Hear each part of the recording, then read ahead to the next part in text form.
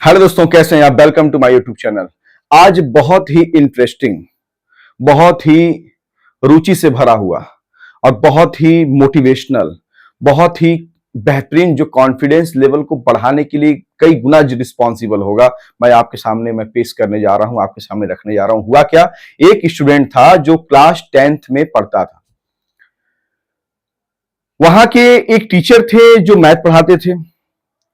Class 10th में equation of circle जैसे X square plus Y square equal to A square, इस syllabus में नहीं था, वो क्लास 11th में था। तो मैथ के टीचर को यह समझ में आया कि क्यों ना एक बार 10th को और 11th को कंबाइन करके पढ़ाया जाए, क्योंकि उस समय एक टीचर नहीं आए हुए थे।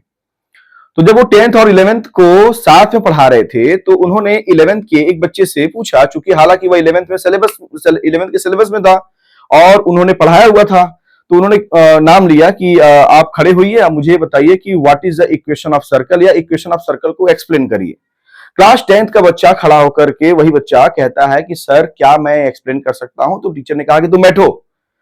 तो उस बच्चे ने कहा कि सर बैठने के लिए मतलब आप क्यों कह रहे हैं, जब मैं बताने के लिए तैयार हूं। तो फिर उन्होंने कहा कि बैठो, जब तुम क्लास 10th में हो, अभी पास नहीं हुए हो, तुम्हारे सिलेबस में नहीं है, तो हाउ इज पॉसिबल दैट कि तुम इक्वेशन ऑफ सर्कल बता लोगे।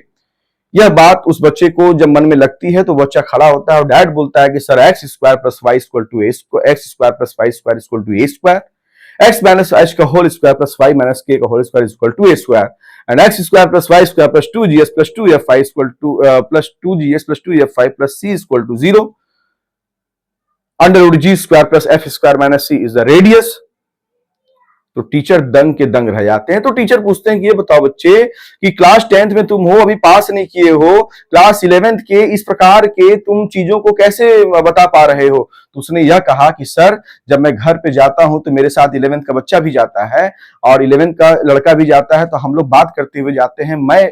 वो मुझसे पूछता है कि तुमको 10th में क्या अभी पढ़ाया जा रहा है, और मैं उससे कहता हूं कि आपको 11th में भी क्या पढ़ाया जा रहा है। और जब आपस में हम लोग डिस्कस करते हैं, बातें करते हैं, तो सर चीजें निकल करके आती हैं और जिसका आउटपुट, जिसका क्या बोलते हैं प्रभाव आप सामने खुद देख रहे हैं। क्लास 9th में जैसे मान लीजिए न्यूटन का सेकेंड लॉ है, तो ठीक है, the product of the mass and the acceleration is known as force F equal to M into A, हम लोग बोल देते हैं।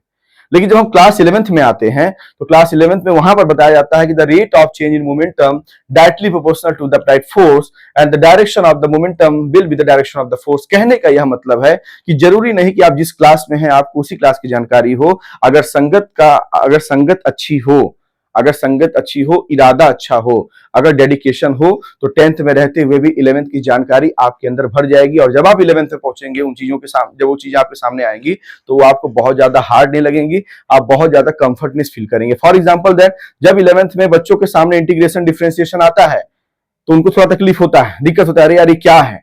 लेकिन जब उस पर मस्ते जाते हैं तो फिर चीजें बहुत आसान लगने लगती हैं।